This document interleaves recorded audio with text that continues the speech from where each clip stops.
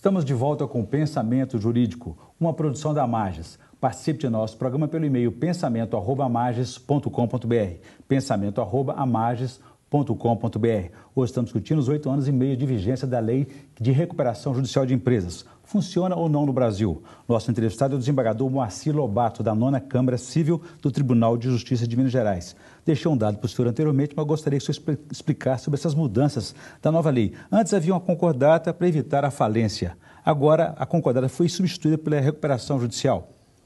Exatamente. Trata-se de um modelo mais evoluído, melhor, mais completo, o que não significa seja ele satisfatório.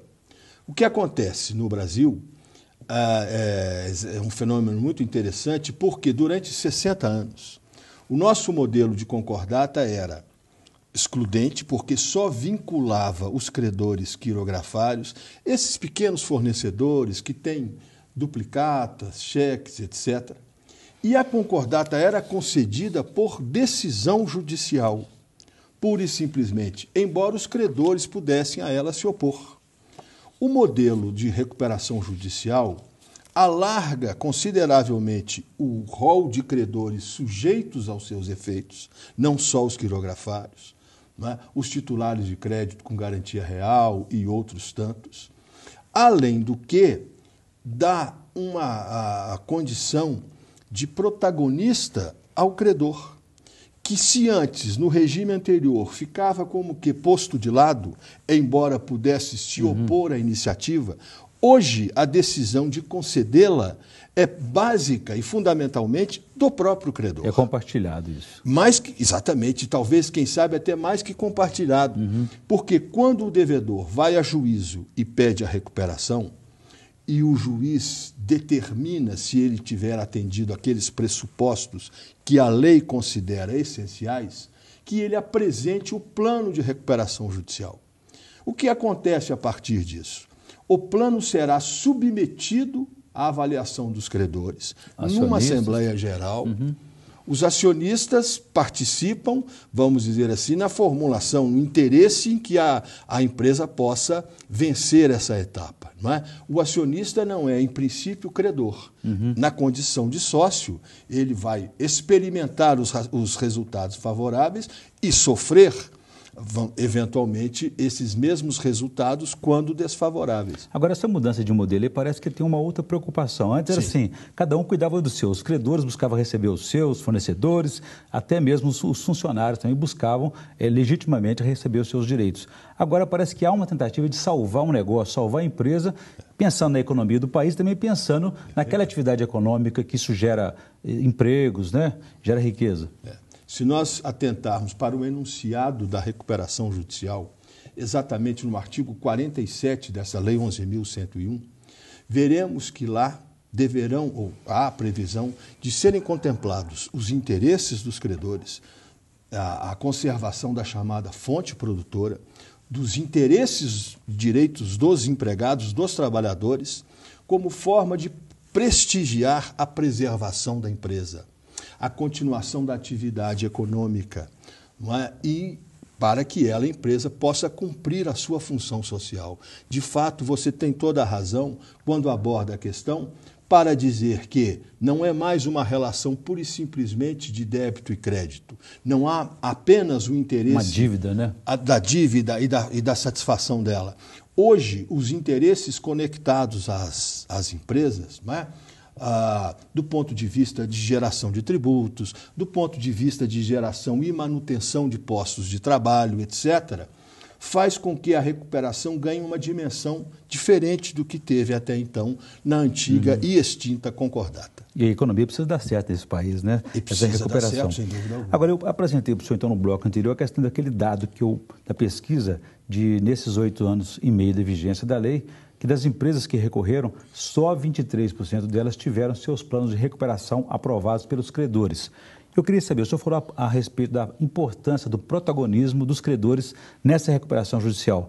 A não aprovação seria essa a razão do insucesso, por exemplo, dessa recuperação? Na verdade, quando a lei estabelece a prerrogativa que os credores têm de conceder ou não a recuperação em assembleia, essa mesma lei dividiu esses credores em 3 classes diferentes. os empregados, os trabalhadores e os titulares de crédito por acidente do trabalho, os créditos com garantia real e todos os outros. Portanto, há necessidade imperiosa de que o plano seja bem equilibrado, distribuído de modo a contemplar os credores em suas diversas categorias. Então, não há razão, por exemplo, de se tratar bem a uma classe desconsiderando as outras duas. Desequilibra, né? Desequilibra. E do próprio credor, a consciência de que, na verdade, a recuperação judicial importa necessariamente numa perda. Importa numa renúncia, ainda que parcial, a um direito de crédito que ele, credor, imaginou pudesse exercer plenamente. Isso significa a necessidade, portanto, de maior capacidade de transigência, tanto dos credores quanto do próprio devedor, que também deve entender que a recuperação judicial tem a finalidade principal de atender a esse conjunto de situações e pessoas, mas que importa necessariamente em alguma perda também para o empresário que vai a juízo e que pede essa recuperação judicial. O que é importante que contenha esse plano de recuperação judicial para ele ser aprovado, tanto pela Justiça como pelos credores? Afinal, de onde sai o dinheiro para manter a empresa funcionando? Sem dúvida. É necessário, sobretudo, que se estabeleça ou que se restabeleça, o que há de fundamental numa relação dessa natureza, que é exatamente a confiança. Se o credor vê seu crédito não satisfeito, naturalmente que aquela situação, aquela relação de confiança estará comprometida.